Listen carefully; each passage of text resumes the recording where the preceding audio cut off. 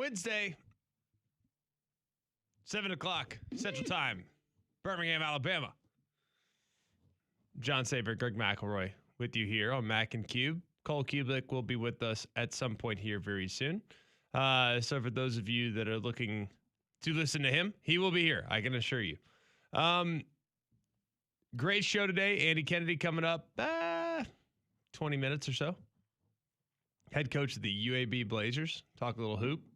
And AK is just the man. So looking forward to visiting with him. Jared Parker, head coach of Troy, coming up top at the 8 o'clock hour. And then Matt Jones from Kentucky will join us at 8:30. You know what's funny? We're sitting there watching Chad Powers at the end of the night last night. We had a great event yesterday. Like a great event. And this is a group that I've recently joined the board for. It's called Empower Ministries. It's just a phenomenal group here in Birmingham. It's gospel centric, and last night we had our annual dinner. Gospel centric, but it's a clinic. It helps people get their GED. It's just a phenomenal group, and we had a great event last night. A lot of friends came and supported, and Empower has been very, very special to me. Albeit haven't been there very long, but in the little time that I have been there, it's a place that means an awful lot. So glad to celebrate those students last night that got their GEDs, and glad to promote Empower in any possible way that we can. You can, by the way, if you want to check out what Empower is all about, I didn't know a lot about it until I joined the board. Go to empowerministries.org. It's amazing. So we have our event last night.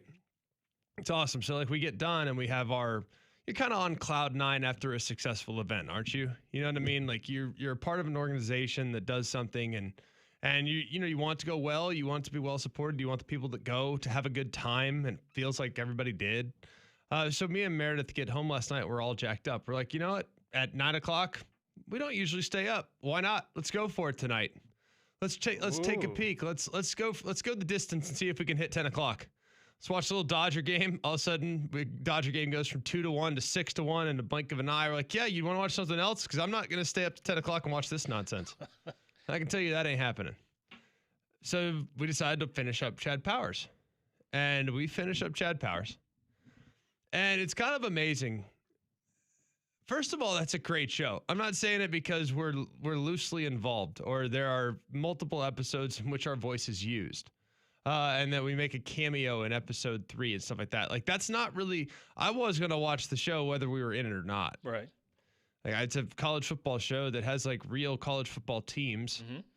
Not the South Georgia Catfish. Well, no, I mean, right. They're awaiting initiation into the Southeastern Conference. They're in EA, NCAA football. So are they actually? Well, I mean, I can make them. Oh, yeah, you can make them for sure. But I mean, I could see the EA like doing that too. But so I'm not really sure because I know the premise of Chad Powers. And when I got the initial scripts last spring, I kind of understood what it was to an extent, but I didn't know where this character arc or where the story would go. Like, I just knew that I had to loosely play and had to take a couple days and lay down a bunch of lines for possible outcomes with where the script could eventually end up. Oh. So like, I've been watching it and it's been as interesting to find out the plot lines as it has been like, all right, I wonder when they're going to use that line I gave him about Mississippi State. And sure enough, they used a lot of our episode that we were in was episode 3, and that was against Ole Miss. That was the Ole Miss game. But I'm like, well, I know Mississippi State's coming up. When's Mississippi State coming up? Because they're about to play Georgia in the season finale. Like, what the heck? And sure enough, there's some clips from the Mississippi State game that appeared out of nowhere. And it kind of has made me realize and appreciate very much what we take for granted when it comes to television show consumption. Like, they don't want to reveal the plot line to people that are even in the show. They don't want you to know what happens. So Meredith and I were sitting there watching last night. She's like, where's it going to go? I was like, I have no idea. Like, you think it'll be a second season? I'm like, heck yeah, there's going to be a second season. That's a cliffhanger with what just went down. And it made me think about all the shows we've watched forever. Now, this was a 6-episode season. So 6 episodes. It's not like Chad Powers was a 24, 28 episode season. Yeah. Like The Office back in the day.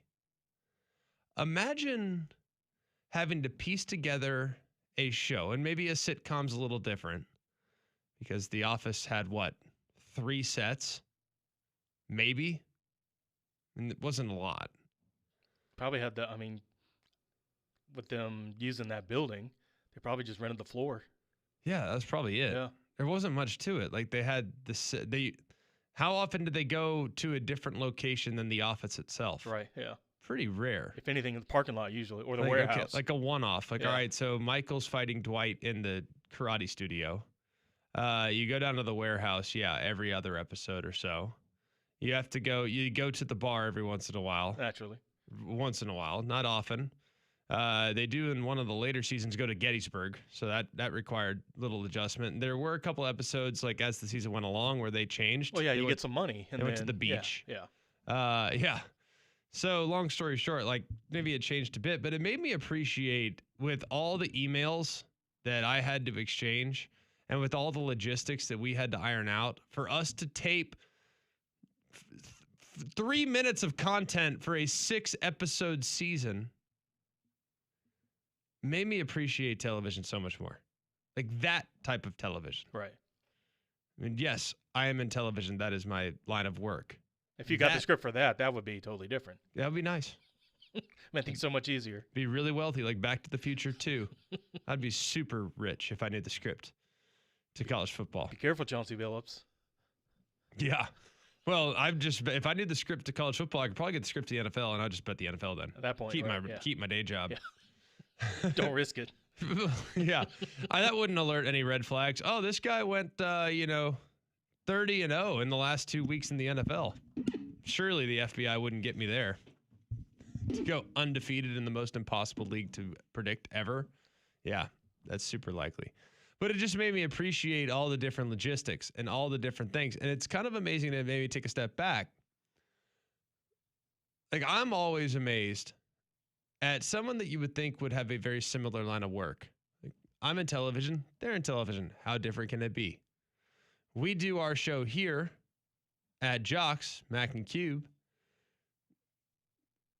Richard and Val do their show 40 feet away from us, and yet their world is completely different. Completely different. Yes, we're in radio, but their world's totally different. So I'm kind of amazed at like the different varieties that there are in life, and it just made me think about this last night as I sat there depressed about the Dodgers and also thinking about how that show was put together and how there are so many different ways to do a certain thing, which then led me into football. Imagine that, because everything ends back in football, does it not? I start the night at an incredible gospel-centric ministry called Empower Ministries, their event. Then I go to watch Chad Powers. Then I get into like this deep philosophical discussion of all the different ways you can be involved in television and or radio and in the lines of work that I'm in. And then it evolves into a thought within myself. Meredith had gone to bed at this point, but I was about halfway through my second glass of wine. And I don't even drink wine, but just felt like the right thing to do. Chad Powers brought it out of you. Okay. I was just I wasn't going to pour a tequila drink at 10:03. I wasn't going to have a bourbon at 10:03. I was like, wine sounds right. So pour a glass of wine. And I started to think of how the SEC, everyone plays football, no? I mean, I'm pretty sure. At least try to. How different the philosophies are place to place. Same game. Same game. Same goal. Everyone's trying to score touchdowns and stop people. Just like if you're in television, you want to entertain and inform. Just like in radio, entertain and inform. Still doing the same thing. But the different ways of arriving at the end goal, to me, got me really thinking. So let's just go through it for a second. Think about how much the SEC has evolved. Think about where the SEC was, 40 years ago, 50 years ago. How much variety did we see in the offensive philosophies? Seriously. Like very little. And look, I'm not going back and grinding the tape of Bear Bryant against, Coach Nealand, whoever that was, the guy that was at Tennessee a long, long time ago. Oh, Derek Dooley. No, not Derek Dooley. Not Philip Fulmer. I don't know why Majors? I'm blanking. Yeah, Johnny Mitch. Whatever. You know what I'm talking about. I have not had my coffee yet. Just relax. And I stayed up till like 11 o'clock pondering this last night. 2 glasses of wine, too. Well, 1.5 at this point. Yeah. Oh, okay. Yeah, not quite at 2. 1.5 at this point. Once I get to 2, I'm going to bed. Okay. Yeah, that ship has sailed. But I'm sitting there thinking, I'm like, think about how much fun it is for our kids.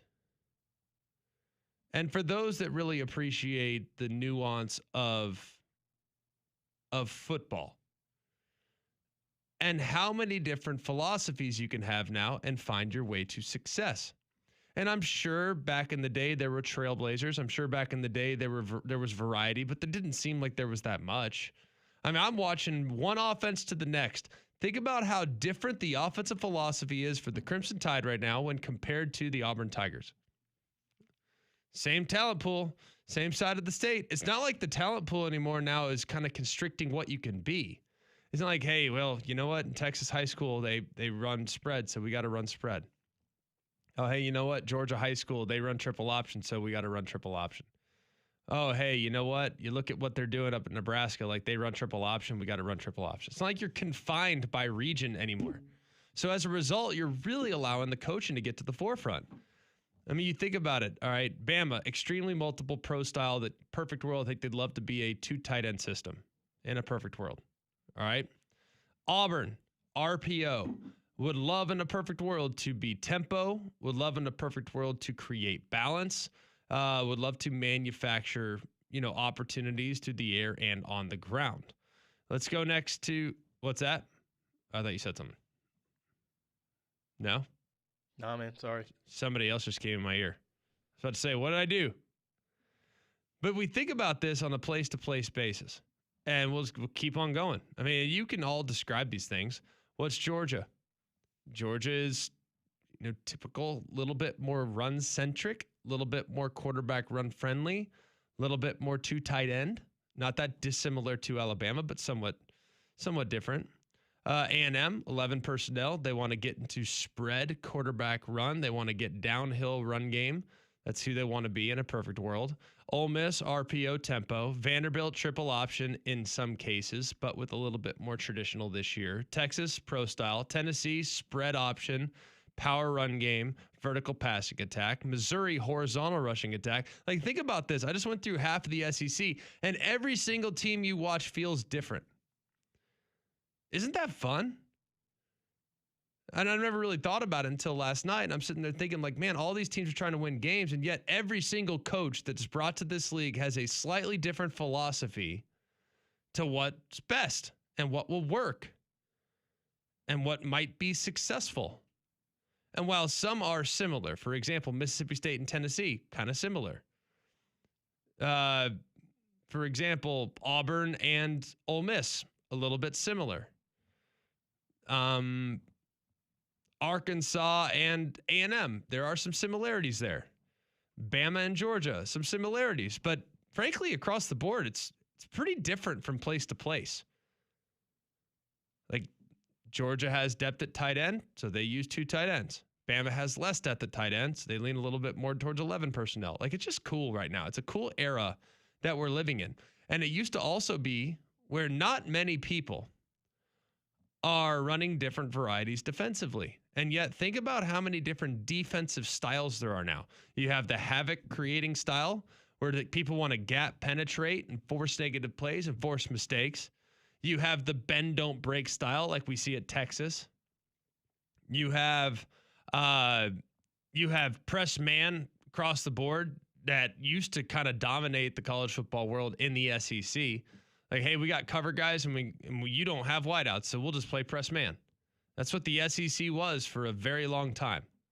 Well, that's now adjusted because the SEC has great wideouts and great quarterback play. So you can't go press man anymore because coaches will absolutely beat you up. And the advent of quarterback run has talked a lot of people out of man. It's just from a philosophy standpoint, the game has really evolved in the last 10 to 15 to 20 years. And I think it's all part to how cerebral the systems have gotten and how good the quarterbacks got for a little while there in the pre-snap, and how if you give the quarterback the same picture from one snap to the next, he's going to diagnose it and he's going to feel it. He's going to understand it. And that all started with Peyton Manning. That all started with Tom Brady and being able to play at a high cerebral level so that you're not going to trick them. You might get them from time to time, but you're not going to trick them. You're just going to give them something they hadn't seen. So it's really a cool time. It's a cool era in college football. And I hate to go on this big philosophical, diatribe about where it's going. But it just fascinated me last night. I'm sitting there thinking about all the different styles of attack that we've seen this year already, just on our crew by itself. And we're just getting started. We got more coming up here in the weeks to come. So it's a lot of fun. It's really, really, really a fun time in college football. And I hope you guys are excited as we are about it. All right. We're going to get to Andy Kennedy, head coach of the UAB Blazers. Season's getting started, man. College basketball is right around the corner, so we look forward to our visit with Andy. But before we do that, I'm going to tell you about my friends at Bill Smith Buick GMC. They're the GMC Dealer of the Year, the national champion of GMC dealers. All you got to do is go take the short drive up to Coleman. You'll see why. 5 times they've won that national championship. 8 times they've won it overall. 5 in a row they've won those. They're in a bit of a dynasty run. It's been a lot of fun, actually, to watch some of the success that they've had. We take the short drive to Coleman. You'll see what I'm talking about. The deals that they have on the lot are off the charts. Like a GMC Sierra 1500. That's $15,000 off the sticker prices. Deals like that keep people coming back. You don't get the GMC Sierra SLT 1500 for $52,770. It just doesn't happen. It does not happen. So take the short drive to Coleman. You'll be glad you did. You can also shop online. Have it delivered right to your driveway at BillSmithBuickGMC.com. All right, we come back. Andy Kennedy, UAB head coach, next on Mac and Cube.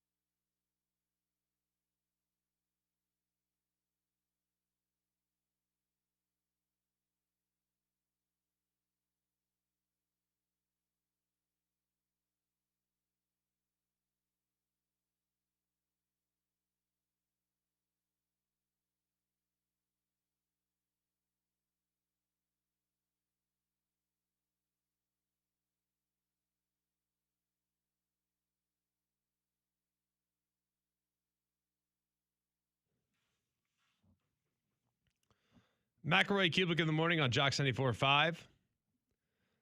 A lot of rain outside today. Kind of nasty. Not going to lie. Walked out unexpected, but got a little wet on the way to the car, but we made it and it was good. But hope everybody's being safe, traveling in and out of traffic, heading to work, what have you. Just be safe on the roads. A little wet, a little slippery.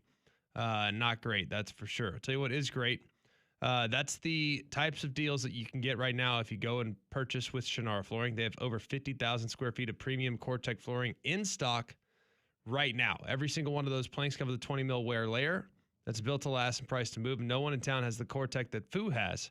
He can pass on some savings to you because of that inventory of 20 to 40%. It's a deal you can't touch. So remember Shannara Flooring. When you want Core-Tec, call who? Call Foo.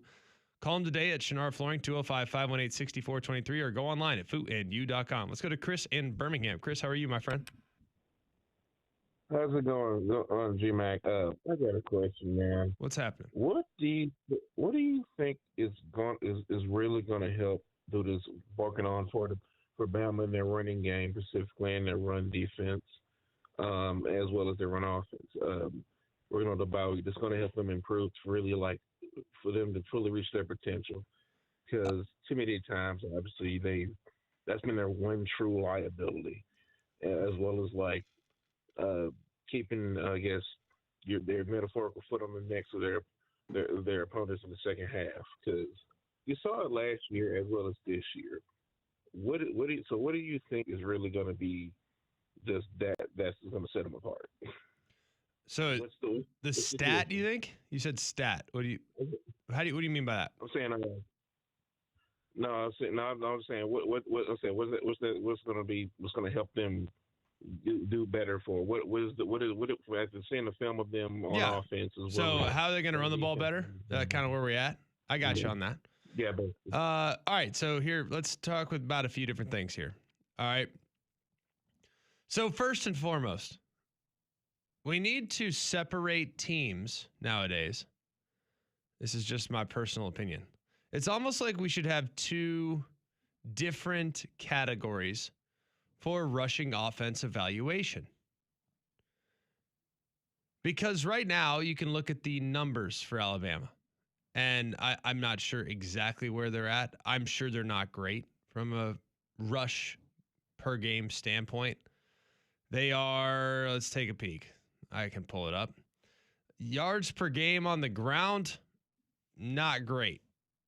Alabama's rushing offense this year is ranked a cool 112th. And they are running it right now about 118, 119 yards a game, which not great, right? But here's the problem with that evaluation. And I think this goes for a lot of teams, is that when you look at the teams that are at the top of the college football world from a rush standpoint, they cannot and will not run the ball without using their quarterback. So you almost have to break this thing up. You have to break it up into categories. Hey, one category as far as rushing offense is concerned, that category involves quarterback run. One, this category over here to the right, that involves an offense that does not run the quarterback. So you can do those two things, and while that's great, I look at the teams like Jack State, Utah, Florida State, James Madison, Indiana. Indiana's got a good passing attack. Georgia Tech, Michigan. Like, these are the top 15. BYU. These are the top teams when it comes to running the football. Arkansas. Like, do you want an offense like that? I'm honestly asking the question. Like, do you want that style of offense, or do you want an offense that's going to highlight their best features? Because to me, the best players on the offense are at wide receiver and at quarterback.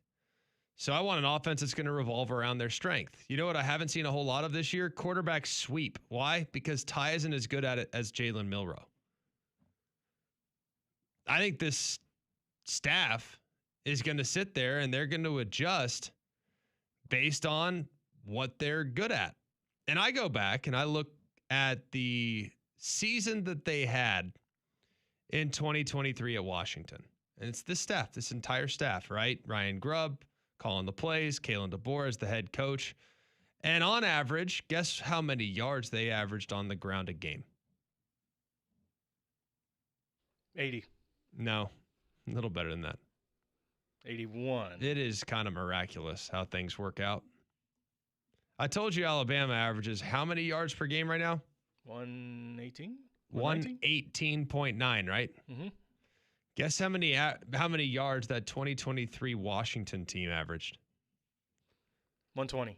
118.4. So you're saying they've gotten better. So what I'm saying is this group has a recipe. And if your best features are Rome Odunze, Michael Penix, Jalen McMillan, and the wideouts that they had and a group that pass blocks really well, then why would you run the football? And guess what? If a team lines up and defends exclusively the pass, fine, we'll run it. And that's exactly what they did against USC. They ran the ball against USC that night 42 times for 316 yards. They averaged 7.5 yards a carry. And remember, Michael Penix was a guy that early in his career, one of his best attributes was his legs. Quarterback run. When he was at Indiana, that was his best attribute. But he had a couple injuries, had a couple season-ending surgeries, and they had to adjust as a staff. So they did.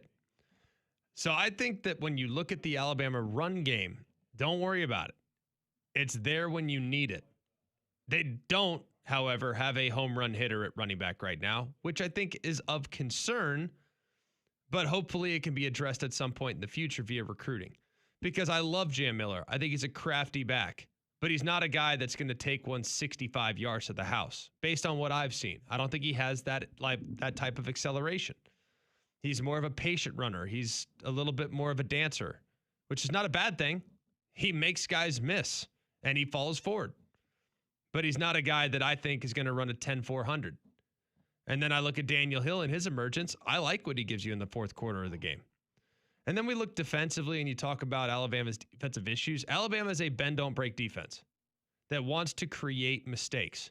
They force turnovers, don't they? Yes. A lot of turnovers. Why do they force turnovers? Because they do a great job in the secondary keeping eyes in the backfield. Why do they keep their eyes in the backfield? Because their number one job is not to give up big plays through the air. We'll rally up and tackle. We're not going to get beat over the top with the guillotine. You're going to have to dink and dunk us to death.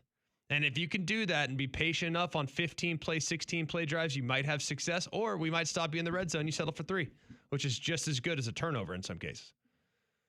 So that's their identity. Their identity is not to sell out against the run. Because guess whose identity is to sell out against the run? That'd be Georgia. And Georgia's getting gashed through the air right now. And has been getting gashed through the air this season. So it's a pick your poison. You might think Georgia's better defensively, but I would think Alabama might actually be better defensively as far as well-roundedness. But everyone still makes a big deal about the big plays given up on the ground. I'm not saying they should give them up. I think if they fit the run a little better at the secondary, they'll be in good shape. But guess what? They haven't done that as well so far this year. So hopefully they can get that better. But hope that answers your question. I'm not losing a lot of sleep over it because I look at the teams that are coming up. I don't think Oklahoma can run the ball. I don't think LSU can run the ball. I do think Auburn can run the ball. But I don't think Auburn will be super committed to running the ball because they haven't been up to this point. All right, when we come back, Andy Kennedy joins us, head coach of the UAB Blazers, next on Mac and Cube.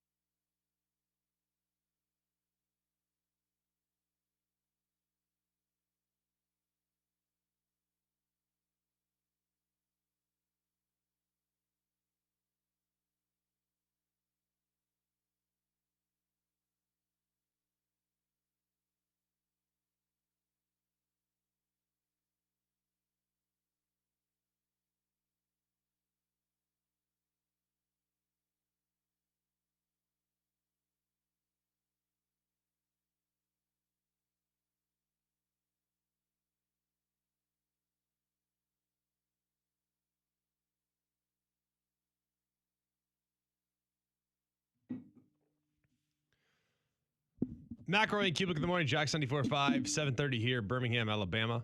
Appreciate all of you being with us today. A lot of fun to get kind of started here on a Wednesday edition.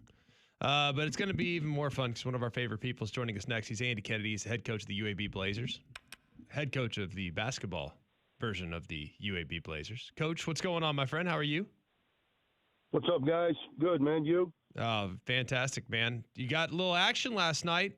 You finally get to see a team in exhibition, get to play Western Kentucky. Like, what are you most excited about seeing with this team now the lights are starting to come on? Yeah, we had an opportunity against Vanderbilt last week.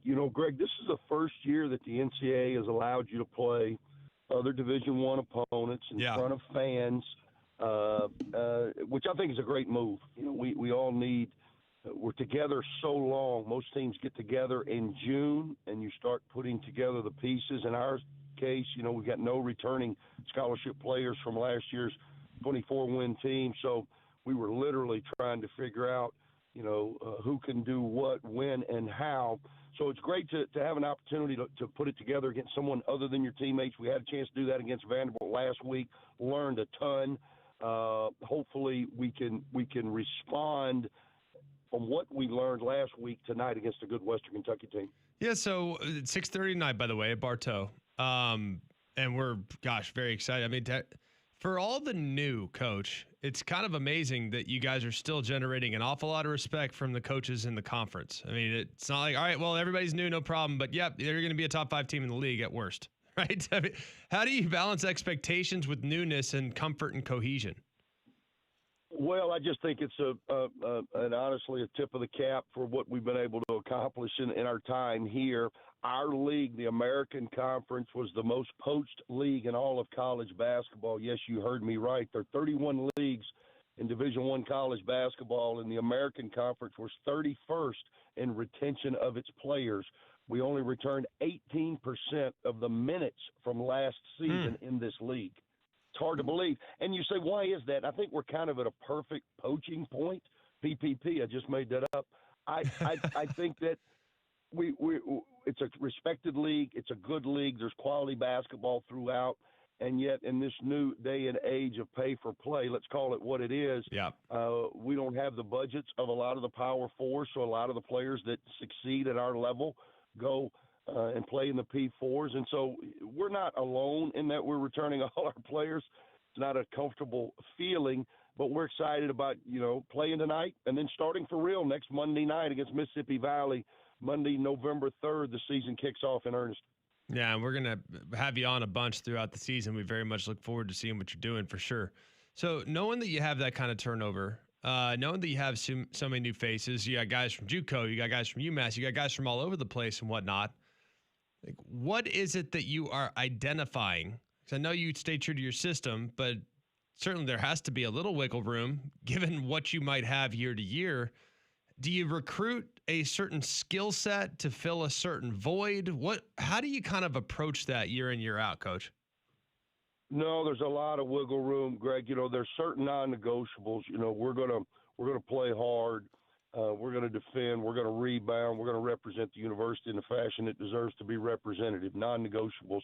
But as far as schematically, playbook, how are we going to play, it changes year to year just based on your personnel. We certainly recruit to a philosophy, and then I think it's my job to adapt to the skill set of our players. And this year I feel a little behind. Again, we're less than 5 days away from our season opener, and I'm not super comfortable with where we are because we've had to start late in putting in our packages simply because we didn't get our team together in whole until the end of August.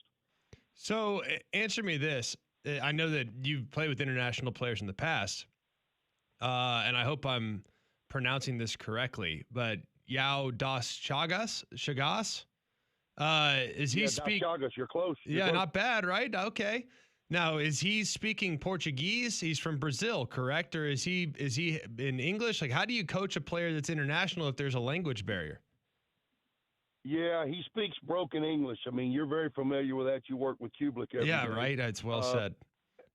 And so we have to find a way to communicate. We've also got a kid, you talked about Daniel Rivera from UMass, who's Puerto Rican. So English is not either one of their primary language. So right now I feel like I'm at the Tower of Babel some days. Everybody speaks a different language. However, we're trying to get everybody connected. Yeah, it's amazing. I've always wondered that, because obviously in football, it's like that's just something you take for granted. But in other sports, having a bilingual player is something I don't know. You probably learn important words, I would imagine, Coach. But I don't know if they're words that you would use in everyday speech. I don't know. Well, they learn important words. I've come to realize if you're emphatic in your enunciation, sometimes that makes the point, regardless of their interpretation of the word. Fair enough. You get a major test early in the season, and I know that this is something that you've put a priority on, is just making sure that your team has a good feel in the non-conference. So playing against a team in the ACC early on, as we visit with Andy Kennedy, head coach of the UAB Blazers. What does that reveal to you early on in the season when you get that big test against a marquee opponent? Yeah, we've got NC State, as you said, coached by Will Wade. It's his first year in Wolfpack country. He's done a great job of reloading his roster. They're going to certainly be very, very talented. There's no doubt about that. And it's one of the reasons that we felt the value in playing Vanderbilt, SEC team, NCAA tournament team last year, a team that I feel like has got a chance to be back in the NCAA tournament this upcoming season. Mark Byington's done a terrific job. And then tonight, Western Kentucky, another storied program who typically is battling for the top of their league in Conference USA, which we're certainly very familiar with from our past. So both of those opportunities, I think, will prepare us when we have the opportunity to play an ACC caliber team on the road early in the season. My hope is that we won't be overwhelmed in that moment.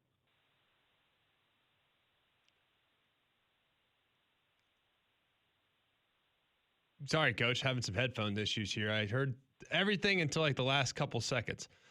So for the fans that will go to Bartow tonight and watch your team, remember, it's 6:30 tonight. It's going to be awesome to go check out the new version of the UAB Blazers. So many new faces, so many new pieces, but same level of expectations. For those that don't know, what do you anticipate the identity being offensively and defensively for your team? Well, we're not real big, Greg. We've got to play fast. We've got to try to play in the open floor as much as possible. We've got a lot of versatility. I think I've got some guards that can really dig up and cover the ball. I think we can create some havoc in the open floor. And then we've got to be able to knock down shots. We've got to be able to generate offense from our defense. I know those things sound a bit cliche-ish, but it's kind of the way that we're built.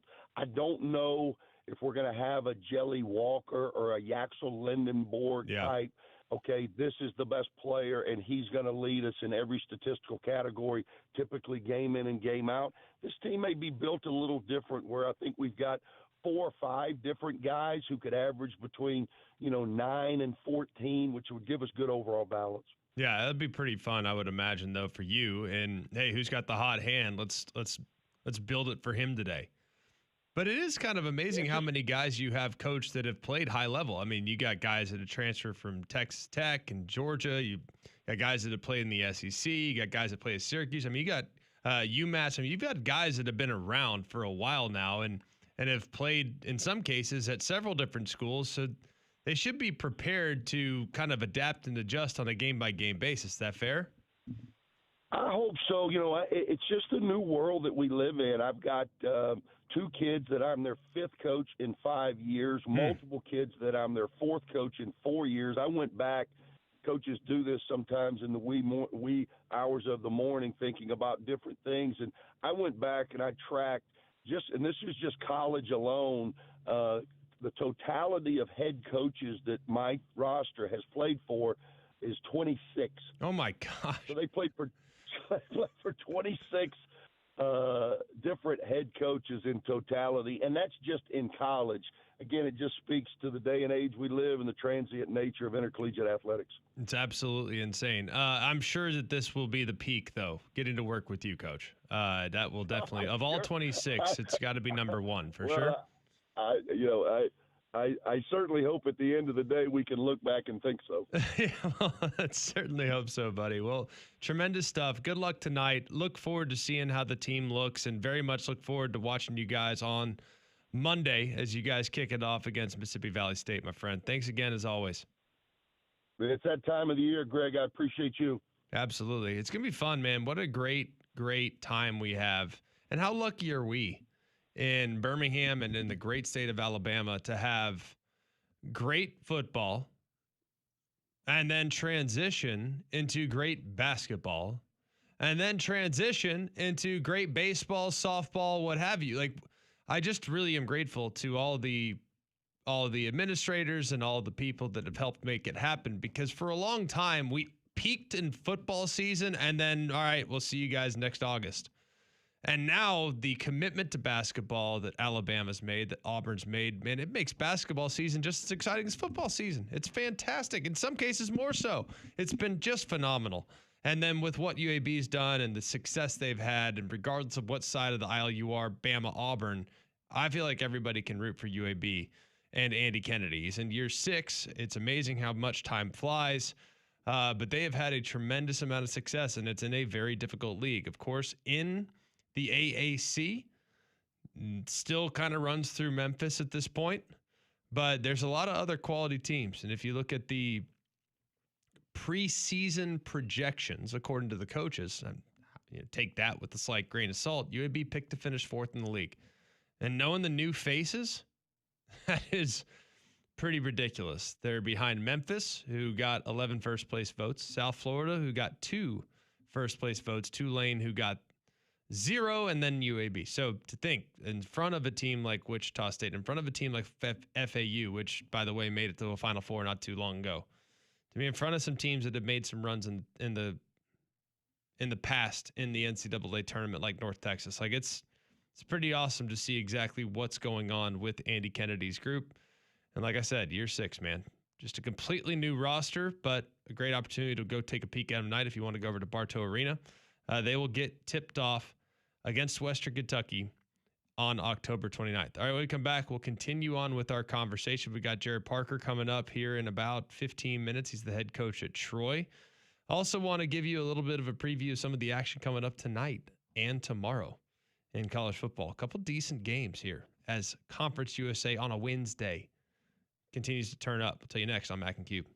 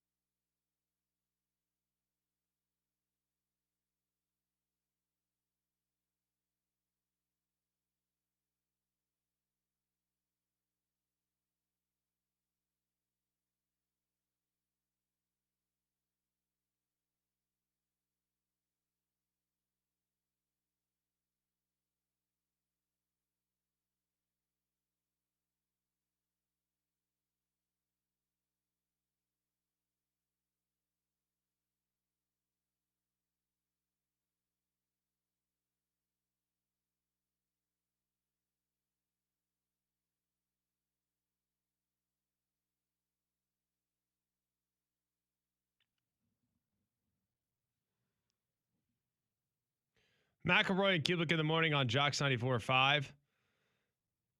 Appreciate everyone being with us. Appreciate Andy Kennedy joining us a moment ago. Talk a little bit about what UAB has coming up tonight. Their second exhibition game, 6th season for Andy Kennedy.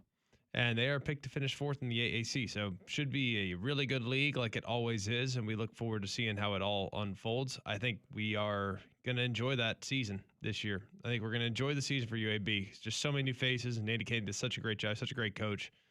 It's going to be a lot of fun to watch. Also going to be great to see what Stephen Pearl does in his first season as the head coach. And, of course, what Nate Oates does again. Backing up, might be Alabama's best shooting team ever. So pretty excited about that one.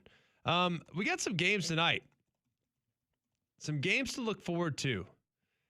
And I'm loving right now the Conference USA on a Wednesday or Conference USA on a Tuesday. Because when you get a team like Jacksonville State, who, by the way, is having a sneaky good season, and I'm not trying to say MTSU is really good, but like we just discussed with UAB a moment ago, I think we can all root for Jack State.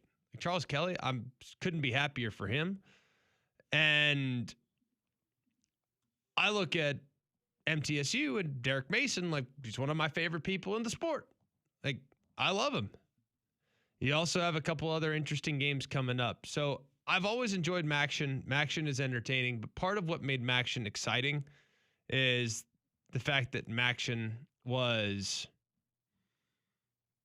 I don't know, cold weather, miserable. People look freezing. All the teams were the same, with the exception of the quarterback. Like, everyone was the same. But it was kind of fun to watch Maction. But Conference USA, to me, is just a better brand of ball. It's just an absolute better brand of ball. So, all right, let's get to the phone lines. Where are we going, John? We're going to welcome in B-Ham Dog. Oh, B-Ham Dog. How are you, my friend? Hey, man. How you doing, Greg? Good to see you, my friend. Hey, good speaking to you. I want to push back a little bit on your comment. You know, I respect the crap out of you and love you guys to death. But on the Georgia defense versus the Bama defense, yes, Georgia's offense has been gashed by the pass. But look at the passing offenses they have faced, one. And how I view, and this is me thinking this, how I view a successful defense is I look at what Bama, what Tennessee, and what Ole Miss averages per game passes. Georgia kept them up under their averages, all three. Not to mention up under their rushing averages. And then I go look at Bama's passing defense, where they give up, I think, about roughly 170 yards a game per passing, which is extremely good. Georgia actually exceeded that.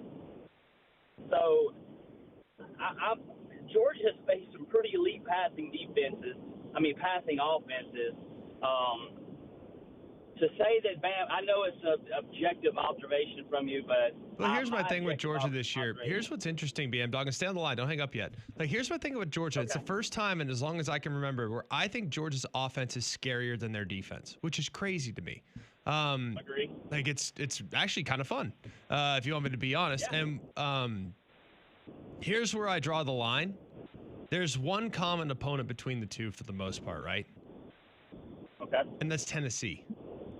And Tennessee, if you look at the yardage accumulated by Tennessee, there was a lot of passing yards that were accumulated in the final 2 minutes of that game that really didn't matter. I think Bama defended Tennessee better than Georgia did. And that was a little bit before Georgia kind of knew what they were, and they misplayed a couple deep balls. Like, I can live with that. You know what I mean? Like, I can live with losing a jump ball. Like, to me, that's not an indicator of having bad defensive personnel. Like, that's an indicator of an offensive player making a great play. But I think down in, down out, if I were to look at the teams that I would rather face, I'm talking in the playoffs, I think Bama would have a tough time if they played this version of Georgia right now, stopping the run, but they played them already. And Georgia ran the ball really, really well. But I can point exactly to why Georgia ran the ball really well. It's because the secondary didn't fit the run very well in that game at all.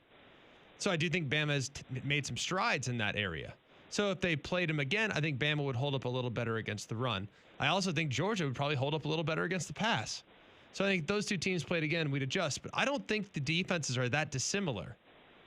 Because I think when you look at the exact teams that they've faced, I think Bama probably defended Tennessee a little better, whereas Georgia, I think, is built to defend a team like Bama a little better. Does that make sense? Yeah, it does. So on your hypothetical that Alabama would defend the run a little better this next go-around, yes. Is it safe to say that maybe Georgia can throw the ball a little better, considering it was early in the year? I think Georgia's always been able to throw the ball better than we realized. You know what I mean? True. I just think it took us 7 weeks to figure it out. But I think their passing attack has always been good. I really believe that. Well, let me ask you this about the offensive side of Georgia. Is this Kirby maybe switching philosophies, kind of like Saban did? Like, we're going to compete in this league, we're going to have to score 40 points? I think it's a great – it's not – I don't think he's there.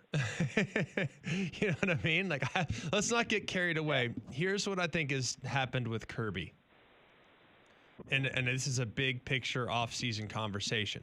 I think offenses have evolved. I'm not sure that style of defense has evolved at the same rate. That's okay. What got Georgia at times last year? It was teams running the ball on the perimeter, teams running the ball on the edge. And as a result, like, Kirby's smart and Georgia's defense giving up $150 a game on the ground. Like, what the heck? That can't happen. That's not who they are. So they went and beefed up the front. They're still beating us on the perimeter. What's that? Teams are still beating us on the perimeter. I know, but they're not beating you between the tackles. And that was something that got you last year.